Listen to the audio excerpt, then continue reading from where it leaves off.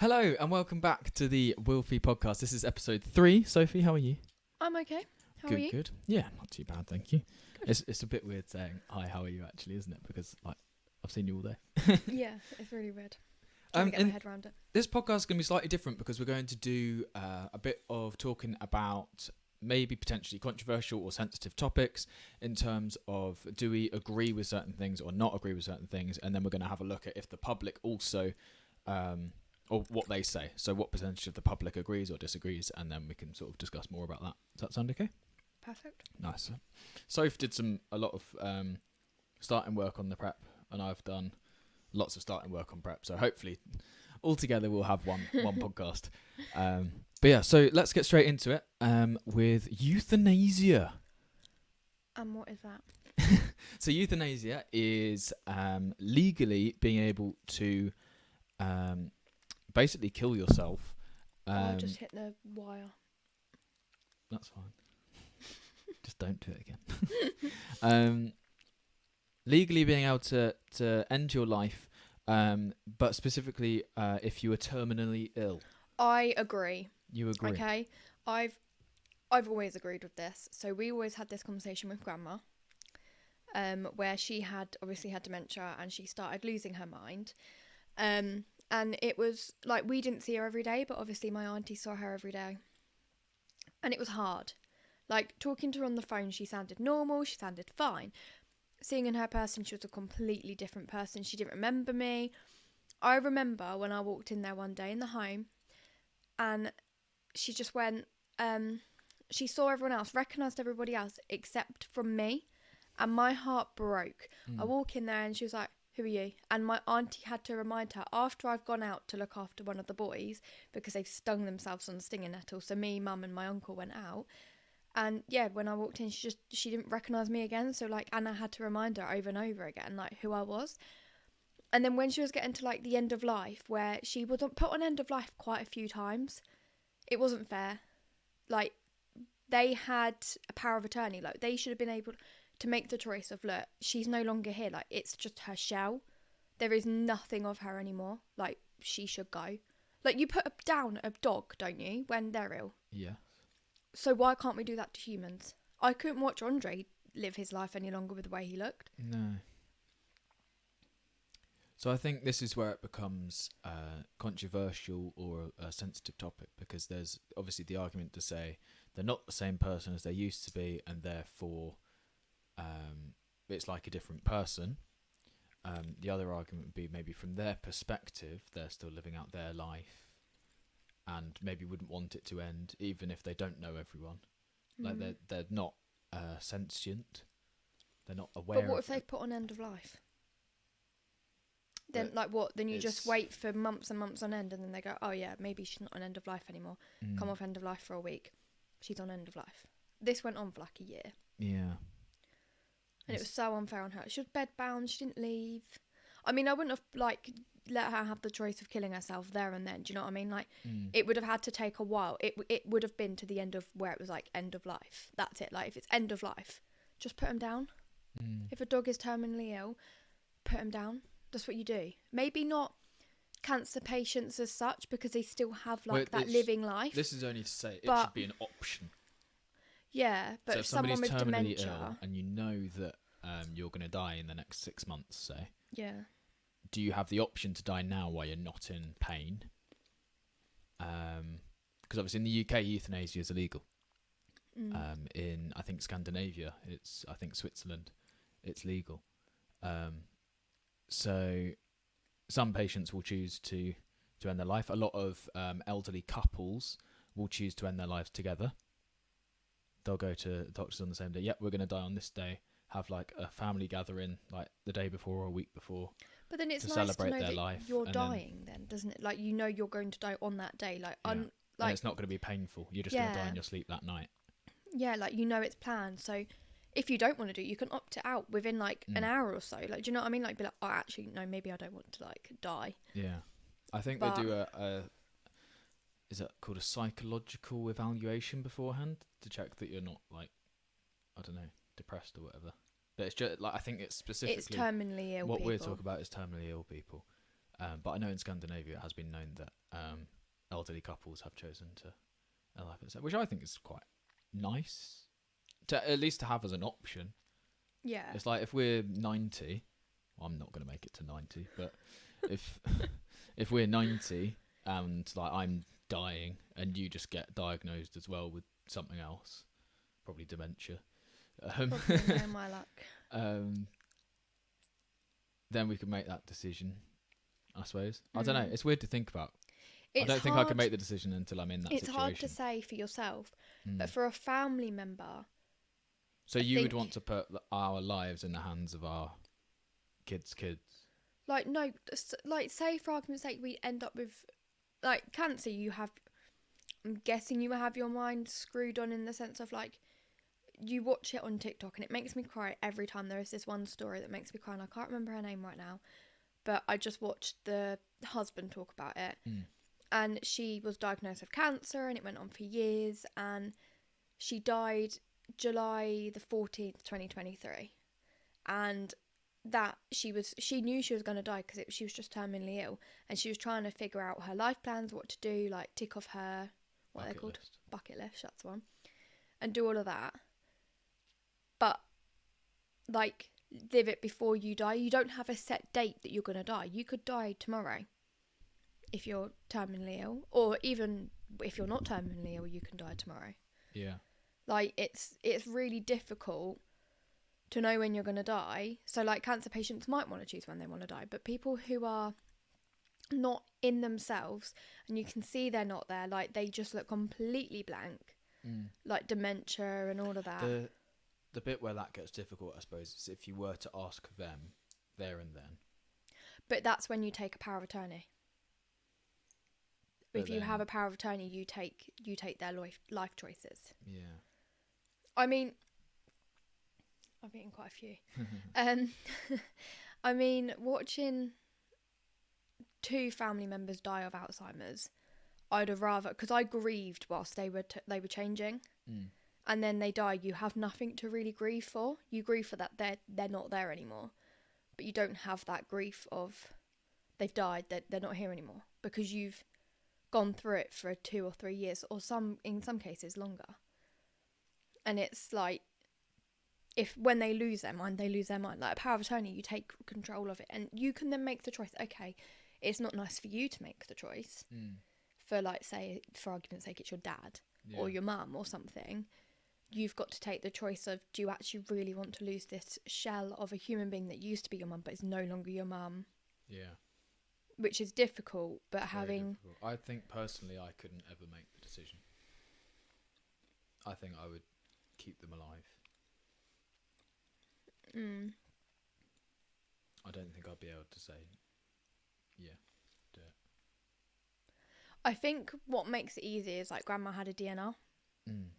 So she's already made that decision that she doesn't want to.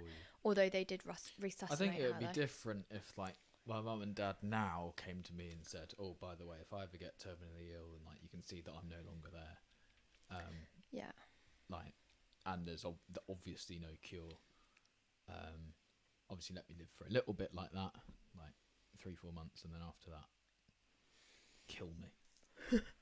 That's what my grandma would used to say when we were in, like, cafe and we would look out the window. The thing is, it's such a difficult topic that you never know if somebody's joking or not. Yeah, like, are you actually being serious? Like, do you actually want do you me want to be the one that's responsible for giving that command? God, no. But then watching someone be like they are, it's really difficult, isn't it? Like, I did really suffer. But just because something's difficult for us, does that mean that we're in a position? That means, like, if something gets difficult, we should just kill the person. It's like, well, no. That's not a good way to live your life. No, it's not. But it's just... Then why would we put a dog down or an animal down? Because they've gone deaf. That's another topic. It's like, should you put animals down if they are struggling, or should we look after them to the best of our ability and give them the most fulfilled life they can have? It's like, I'm probably more on the side of, as long as the animal's not in constant pain, then you should put them down. But other than that, I think... If your pet, so say, for argument's sake, Max is in constant pain, you wouldn't put him down? No, I would put him down. Okay. I thought you just said you wouldn't put him down. I was like, sorry, what? But if they're not in pain and it's like they're not a danger to themselves or people or other dogs or whatever. Or like they're just old. Do you know what I mean? Yeah, just let them die naturally. Yeah, we die naturally. Mm. Why can't they? Yeah, it's a difficult call to make. And we've got to go through this suffer of pain.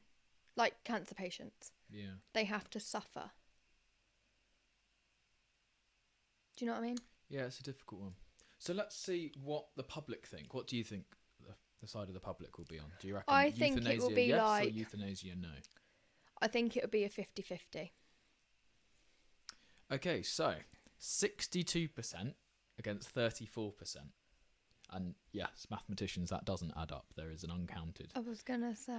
percentage. But Maybe the pets. 62% of Americans support the right to euthanasia for terminally ill patients, with 34% hard opposed. The support increases among younger generations. It might be the younger like you the are, younger the more in generation. support you are of being in charge of killing your parents, basically. I think, like... Sorry, I'm going to have to move this wire.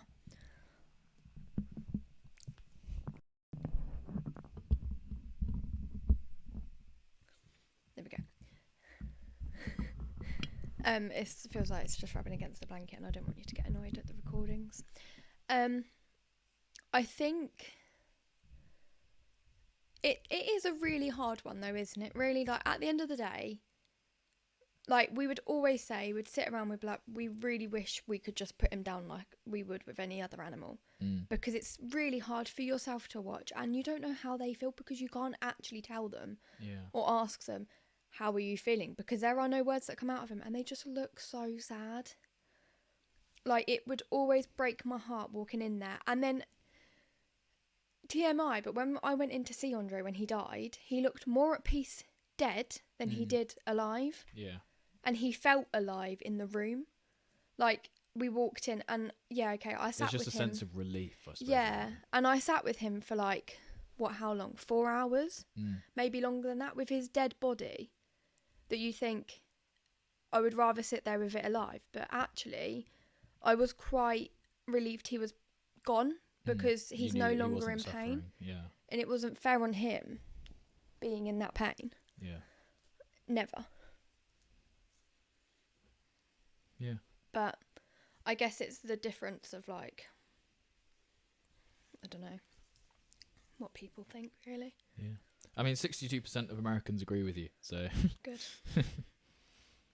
I just don't think I could ever do it to my own parents. I think I would have to have the doctor to be like, your parents can no longer... Yeah, like your parents can no longer go on like this. I think it's best to put them down. Yeah. Well, that's actually a great segue into the next topic, which is, should AI be used in healthcare, as in helping doctors make diagnoses and through just giving medical advice? Just to be an actual doctor, because it's probably they're more useful than an actual doctor, yeah. I agree. No, I don't know. It's difficult. You Google up something, say you Google up a headache, it'll tell you you've got brain cancer. You know? Yeah, but this is AI, not Google. So okay, if you got an go AI on that AI was... now. Yeah, but it needs to be an say, AI that's trained on medical research. But then that takes the doctor's jobs away. Yeah, but that's okay. Like the tractor took away hundreds of thousands of jobs when the tractor came out from people who were working in the fields. It didn't like kill everyone off. What it did was allow them to run tractor companies. Do you not think there'd be miscommunication? Well, that's the risk, isn't it? But then is there not miscommunication already with humans? There's miscommunication already with humans, but you can call up and be like, I need to make an appointment, make the appointment, see them face to face. You can talk whilst they come back at you and tell you. So I think this is AI assisting doctors. I will double check. Artificial intelligence in healthcare. AI being used in medical diagnosis. People are concerned about accuracy and ethical implications. So are you playing God? But I suppose that's the same with anything in medicine. Yeah. I think they really struggle at the moment to diagnose you with anything. I think also if they do, then they just don't have the staff and the equipment and the money and the time to actually deal with you. Yeah. That's why I think Bupa and like AXA are doing so well as companies. Well, AXA, did I not contact AXA for something? Yeah. Private healthcare will never deal with existing conditions, but they will deal with new conditions. Yeah, I can't remember what I contacted them for. Oh, What was it? I'm gonna have to bleep this. That they then sent me off to then go to an actual doctor. It definitely wasn't. It was an infection of like a... No, it was when I had we went to tonsillitis. Do you remember I couldn't go to the doctors, and then I went to the pharmacist, and then they said they couldn't diagnose me with tonsillitis. No, they could diagnose me with tonsillitis. It was something else that they couldn't diagnose me with. But I can't remember what it was. It was some sort of illness. It definitely wasn't what you said. Oh, I don't know. Yeah, it was tonsillitis. Yeah. Okie dokie. So they sent me off to go back. But then, if you're like an existing customer there... So in that case, you would have probably liked AI to be able to give you a prescription for something. Well, yeah, because I knew it was tonsillitis, but they just kept refusing that it's not. I had to go to a doctor to make sure it was actually tonsillitis beforehand. So an AI that's trained on you and your medical history could actually be really beneficial. Kind of. Because it would know your history, it would know your dimensions of your tonsils. I don't think I'm going to let anyone measure my tonsils. Thank you very much. No, but you could add it into sort of when... oh no, maybe not. I was going to say add it into like when a baby's born. You know, they do all like the reflex tests bigger, and all that, but then they grow, so it's a waste of time. Yeah. So 55% of people are comfortable with AI being used in medical diagnosis. 38% are concerned about its accuracy. Yeah, I do see their point for that. There's not the remaining percentage. No, that's a bit poor, isn't it? Public opinion on climate change. Do you think it's a serious problem, or do you think the current efforts are sufficient? I don't really know much about climate I have change. no idea either. I know there was a hole in the ozone layer above the Arctic or the Antarctic. Was there? Yeah. I never knew that. Ages. And that was one of the reasons why the ice caps were melting so quick. But I think that's been closed up now. I think we've managed to put enough something in the air, or not put stuff in. Isn't that why they've made all these like electric cars? And do you want one? No, I'm okay, thanks. Yeah, I don't really know. Climate change is honestly not something that really impacts my day-to-day life, other than having a recycling bin and a rubbish bin. That's That's still about drive. I drive a diesel car. You drive a petrol car. How else are we going to live our day-to-day lives? It's like we can't charge a car at home. No. And then you've got to go and sit in the car park for a few hours. That's wasted your time. What are you doing in the car park? Absolutely nothing. Yeah. It's useless. I think there's a lot being done in terms of electric cars and making everything more green and efficient, but I think the mass producers of carbon dioxide and carbon monoxide are animal agriculture, which is like cows, for example. Every time a cow farts, it's like, if you look at the graph, because I watched a documentary on this actually. If you look at the graph of animal farts versus planes and cars and all of that stuff, if you go vegan for 6 months, it wipes out all of your travel, like planes, cars, trains, everything that you do that produces carbon dioxide or carbon monoxide or anything. It will eliminate all that, because that's how bad eating meat is for the environment, because they have got to farm millions of cows. America alone eats 13.6 billion chickens a year. Jesus. See, I'm not much of a big meat eater, but I don't think I could ever go vegan. No, because I do like to eat really a bit of... It's really difficult to go vegan, and when I did it, I got immense food poisoning. Yes, but you like meat a lot. I do. I love bacon. I'm not a meaty person. I suppose the best approach that I've heard of and agree with would be maybe just reduce your animal product intake to the point where maybe you're buying one less packet of eggs a week, or one less steak a week, or you're not having burgers every week, you're having burgers every other week, or something like that. And like even just that, if everyone did that, that would have a massive impact. And ensuring like you buy like a bigger bulk of things, like frozen stuff, like chicken, for argument's sake, or well, that doesn't matter because you're still killing the same amount of chicken. No, but you're not. Then you're having all of the rest. Like you don't eat like a big pack of chicken. Do you know what I mean? Instead of selling like 400 grams of chicken frozen and fresh, having 800 grams or a kilogram of chicken that can last family for 2 but you're still meals. killing the same amount of chicken. But you're not buying it as often. Well, that doesn't matter. Because not everyone has chicken every single week. But it's the same number of chickens that have still died. But you're not. It doesn't help reduce it, No, does it? Just because you eat the chicken next week instead of this week, you've still had to kill the chicken. But you're not having to buy 1 kg of chicken every week. That 1 kg bag can last for like a month. Oh, I see what you mean. So instead of eating the whole thing of the chicken that week, because you'd eat it maybe 2 meals that week, Or even one spread meal. it out so you're having 1 meal 1 week and 1 meal the next week, so you're still halving your chicken intake. Yeah. Got you. That makes more sense than Like just we've buy got frozen salmon. We've got frozen salmon, but we haven't had that for like 2 weeks. We're going to have one each tomorrow or whatever, whenever we're having it. Do you know what I mean? Like that salmon's been in there for like 2 weeks long. Like we haven't had to go and get someone else to go and kill more salmon. Do you know? Do you know what I mean? Yeah, I mean those salmons have already died though. But you know what I mean. You don't have to like. Although there's a lot of fish at that at the moment, So slight detour there, but 69% of people believe that climate change is a serious problem and more needs to be done to address it, while 22% think the current efforts are sufficient. I don't really know. I'm not good on climate change. People moan about climate change, and I'm like, yep, I agree. Here's an interesting nod one. my head. Excuse me. Parents' right to homeschooling. Should parents have the right to homeschool their children without strict government oversight? Or should there be more regulation? That's a really, really difficult one. I think you should be able to homeschool. And I think that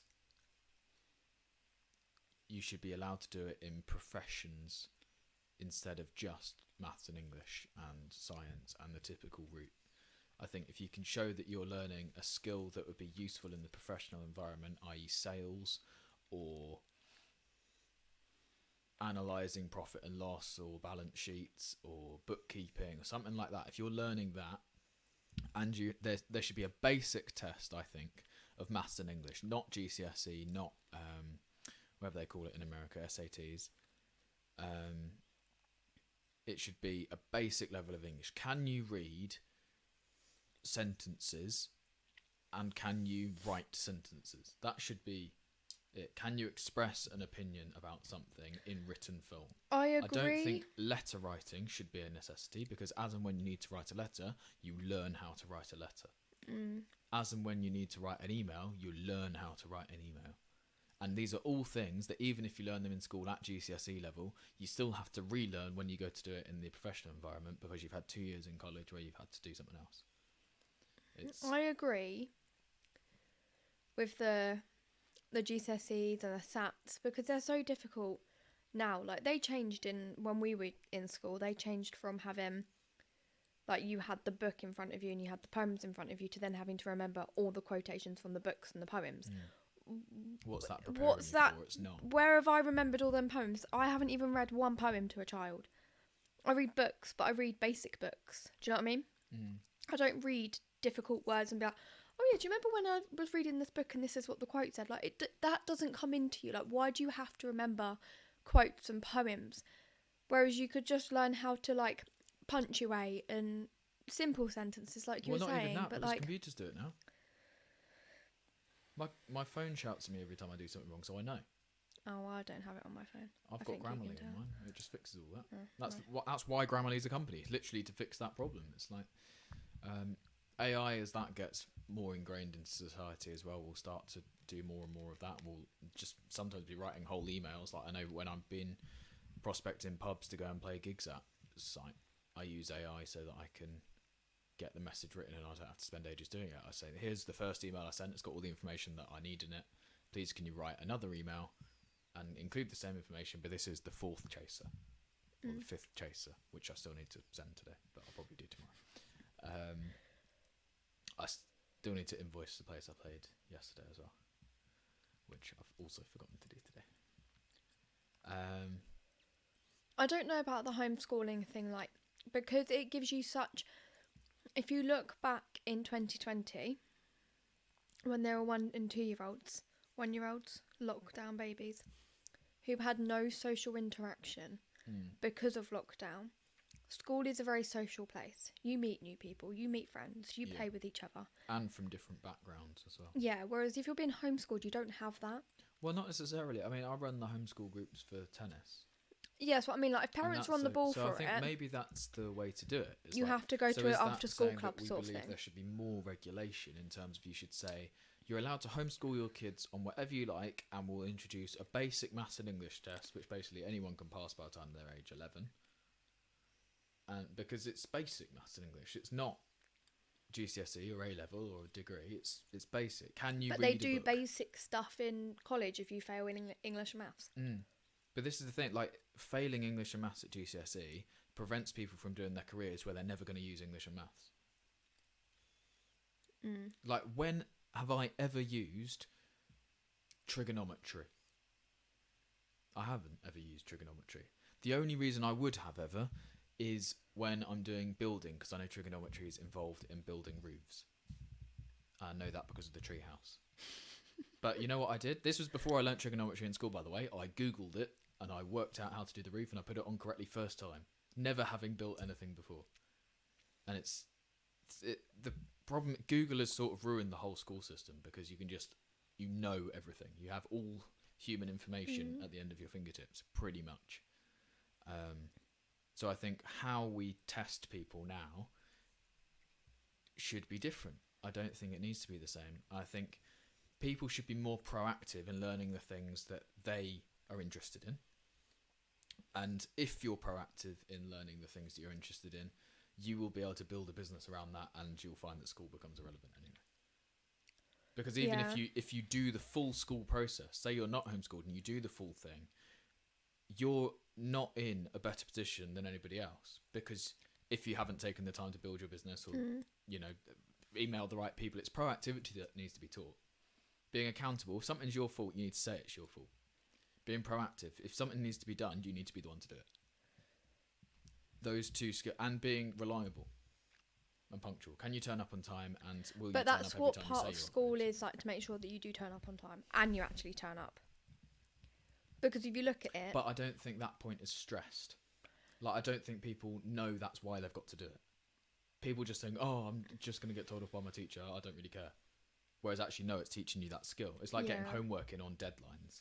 It's like, that's important. Being able to meet a deadline is important. But that's not what's stressed. The stress is put on how well have you completed the homework, not have you got it in on time. And the stress should be, have you got it in on time? Not how well have you done it. Yeah, well, at my school, they gave me... You should be able to ask for extensions for homework. They gave me a detention because I did it wrong. Yeah, see, that's unacceptable. And I refused, and Mum phoned up and was like, she's not going to a detention, she's done it, it's come in, and you're giving her a detention because it's wrong. Yeah. Please tell me what's wrong there. Like, you're punishing my daughter for doing homework. Yeah. Makes no sense. Like, and then that's like, at the end of that, and I never really... failing in being able to teach. And this is the other thing about school is, people don't learn like that. People don't learn best in environments of classrooms. Especially when that's not how they're going to be tested. People are going to be tested on their own with pens and paper. Not in a group where you can come to a cumulative answer or be asked the question by a teacher and figure out the answer in a discussion. It also doesn't prepare you for the real world, because you're never put in a situation where if you need to find out something, you're removed from the internet, you aren't allowed to talk to anybody else, and you've got to inherently know the answer. It's like, that's not how you make new discoveries and new things. It's all how can It's you. just how your brain works. It's like you don't remember it. You don't remember it. Like that's not your fault. Like I don't remember anything I did in school. I'll be honest. It's I that remember very George, little. that literature book, George or whatever it was, where they killed their brother or George and like you went to the show. Your auntie got you the tickets to go and watch Inspector it. Calls. No, maybe it wasn't Inspector's Calls. Oh, I don't know what it's called now, but it was Lenny and George. Oh, You know what I'm on about, right? yeah. What's it called? The book. Yeah. But that, like, see, we don't remember the book. Like, I don't read books that often. I'd read it if it's a psychology thing or a Wait a second. I sensory. don't know the answer, so I'm going to Google it. This is how real life works, people. These are really more. Of Mice and Men. Oh, yeah. That was it. Can you please take Yeah, I them did that away in year from me? 9. Yes, I'm confiscating the pistachios. Thank you. Yeah, like, Quite badly there. I remember that because that was a book that we studied on for so long. Mm. And then I there did that was... as a warm-up book to my actual GCSEs. Did you? I then did Jekyll and Hyde and Inspector Calls. Which, I by the remember way, Inspector Jekyll and Calls. Hyde and Of Mice and Men are incredible books. But It's Inspector still not. Calls isn't bad, to be fair. It's just like, if you had to study any book for a year, you would be bored of the book by the end of it. Mm. So...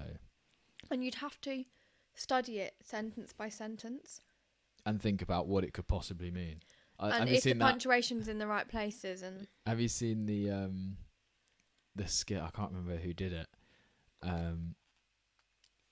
Of like they mock up an English class. It's like, right, it says the woman is wearing a red dress. What can we learn about the character from this situation? She probably likes the colour red, sir. No, she's a whore.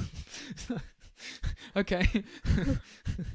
No, Whatever no. you say, that's not what I got from that. I got that she liked the colour red. Because when I wear clothes, it's because I like the colour or I like the way it looks. It's nothing to do with my thing. But obviously, I'm not an English person. Well, I am English, but I'm not good at speaking I English. think also schools really struggle with bullying. That's character building. As somebody that was bullied. I was bullied. So I've met all my bullies since. Like, they've all come to my gigs. Yeah, my bully saw me and messaged me and went, I haven't seen you for a while. I'm really sorry for what happened in the past. And I'm like, yep. Oh, I didn't even get that. It's It's because like, what are you she doing felt now? bad. It's like, oh, well, I But wasn't then out. you could see her poo her pants when she saw me. Do you know what I mean? I think. And then this she is all in decided your to head. add me on Facebook. Life must be really exciting in your head. No, she literally... No, she's really... No, genuinely. She sent her dad to my door because I put Larry on a window. Sorry? What? Her dad came to my house, banged on the door, and I answered it, and I did poo my pants because he's 6'5", Right. and I was like 4 foot, and I'm like, Mm. what are you doing at my house? And they were like, where's your mum and dad? I'm like, Mum, Dad's here, and she was like, why?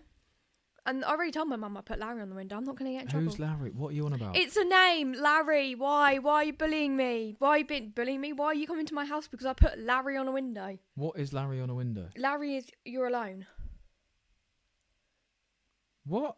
I wrote Larry on a bus window, Oh, right. There you and go. her dad came to my door and banged on it and asked my mum and dad because he thought my mum and dad were going to tell me off. No, I just wrote Larry on the window. Why? She took it because I got bored on the bus. So why did you write the word Larry? Because I got bored. We were writing words and playing hangman. Why did you choose Larry? Because it was the first word that came to my head. And was his name Larry? No, it was a girl. Began with an L though. Was her name Larry? Yeah. No. Began with an L though. So why did she care? Because Larry is a loner and she was sat on her own at the time in front of us. She didn't so want to you join were in. making, You were She making didn't fun want- of the fact that she was on her own. So yeah, you had that coming, you bitch. No, she was horrible to me, but I didn't Yeah, write it well, in she the had intention. that coming though. You I you as a didn't group write of it. people making fun of the. She had the the person on option, their the own. option to come and join me. Yeah, but and she probably us. wasn't in the mood. Like, you know, when your social battery's low. She wasn't in the mood because she's a nasty bully, and she got told off by teachers many, many times to not. So she was just staying out of it. She didn't want to be involved. That's fine. You didn't She have to was the then... bully. She's the one that started it. Well, I don't know. If you were in a group and she was on her own, it sounds like you were then singling her No, out because when no she one didn't want to liked be her 'cause she was involved. horrible. Well, And you know. she had greasy hair. You could probably cook McDonald's fries on them. See, you're still being mean now. I Yeah. reckon you were the bully and she was the victim. I was definitely not the bully. Hang on, um, wait. No, I was a very, very shy person. Larry, back in or school. persons whose name begins with L, I would like to apologise on Soph's behalf, even though she feels absolutely zero remorse. I'm sorry. Oh, All okay, through- there we go. No, we got there. no, We're through. There All we go. through school. So, Listen. Children who are Listen. homeschooled, 45% of people think parents should have the right to homeschool their children without strict government oversight, while 50% believe there should be more regulation. Okay. So 50% of people think there should be more regulation. Listen to what I was going to say. Well, we've got to move No, on listen, swiftly with William. the podcast. I did not bully her. All through primary school, she picked on me. She called me Down syndrome. I Yeah, well, I can see that. had no language. Like, I was so mute because of my disability. I don't know what to call it because it's not like a disability. My learning curve of vocabulary. Dyspraxia. There you go. Which is what you have. For those of you who didn't know. She bullied me on that. She bullied me on Down syndrome. She bullied me that I had no friends at school. I did. I just didn't actually go into groups because, you know me, I'm not really a... Social person. Yeah. So you understood how she felt when she was on the bus and didn't have that social battery. No, she decided to walk away from the group that she was with. Well, there you go then. That's fine. We were playing games. Let it be. Then she continues to cyberbully me. Okay? Why do you open the messages? I didn't. I left them. And then I gave them to PC Kate. And I went, I've got some messages from such and such. Please, can you sort them out? Because I wasn't going to react. I didn't react. As soon as I put Larry on the window, I got into trouble by her dad. He was absolutely terrifying. But I didn't pick on her. I didn't be nasty to her. I was never like, oh, let's go and bully her. Because why? Why go and bully someone? She picked on me for 10 or 11 years of my life. Why do I want to do it back to her? I can't be bothered. Fair enough. But schools never did anything. And then in the end, they did chuck her off the bus because she was horrible. And the bus drivers spotted it. Like, she was nasty. Oh, okay. So, actually... Yeah, well, I was obviously only ever joking anyway. At least you didn't take it to heart. I did, because I'm not a bully. Putting children with special needs in specialised homes. Is this morally acceptable? To put kids in specialised care facilities, or should they be raised within the family whenever possible? You tell me your opinion first. I think they should be raised within the family. I think they should be raised within the family whenever possible. I think by definition, if it's not possible to raise them in the family, the next best option is to put them into a place where they can be best looked after. That being said, well, no, because that would make it not possible. Would a child be better off not being with their parents, even if they could get better care in a specialised home, or is it more beneficial for them to have a relationship with their parents on a day-to-day basis? That's the difficult one, because if you know that your child will be better off medically in an environment where there's people who are trained on the certain disability, that's the decision to make, because you obviously want to see your kid every day and want to have as normal as possible upbringing for your child, despite their medical problems. So, yeah, difficult. I don't really know. The ones that I look after have had... more say? So, like, that's different. Well, So- I would say that comes under whenever not possible. So therefore, they should go and live with. They should go into that. a place for specialised But care. if they do have an issue, oh my god, I've lost my brain. If they do have a a learning disability, there we go, words came. They have a learning disability, and parents can look after with the extra support after school, of a professional. or like coming into their home, being like, right, okay, this is how we can do it. You know, like that super nanny. Yeah. That came in because of bad behaviour. Something like that, but not for just a bad behaviour, to be able to support them at home in their own place. Like how to make it easier for them to learn. Things you can do. Like at school, they're going to learn things. What can you do to support a child with a learning disability versus a normal child? What extra stuff do they need, or different approach do they need, or breaks, or time outside first, or something to get rid of their energy? Or say, for argument's sake, for the child that I look after, she has different medical problems and learning disabilities, and we know the thing that she needs when she comes back from school is a sensory thing. Anything sensory will then like kind of calm her down, because she has challenging behaviour. They also have like all the other issues going on at school and all of that. Like, it's not fair on them then coming home and they kind of just want to spend time with their family, say, for argument's sake. But for us, we know she needs a sensory play to be able to fulfill her needs. Whereas I don't think if our kids were that and we had no clue about it and we were like, right, why are our children acting like this and being annoying? I'd be like, oh, it's because of their mum. Thanks. I would be like, what do I do? I'd be lost. If I didn't do the job I was doing now, I think if our kids turned out to be really challenging after school and like running around the house or doing something, you'd be lost. And you think there is something like properly wrong with them, that you can't look after them anymore, then you send them off. But you need that extra support, from argument's sake, from school, to be like, look, by the way, this is how you can support your child. Should we get some professionals in to support? But if they can't actually look after them because they've been traumatised by other people in their family, then they go into special care. Yeah. But I think they need to try out like their learning disability at home and how they can support them at home. But they really, really think they can't look after them. Because looking after goes much more than just not being able to learn things. It goes as far as like, I genuinely can't get my child ready in the morning.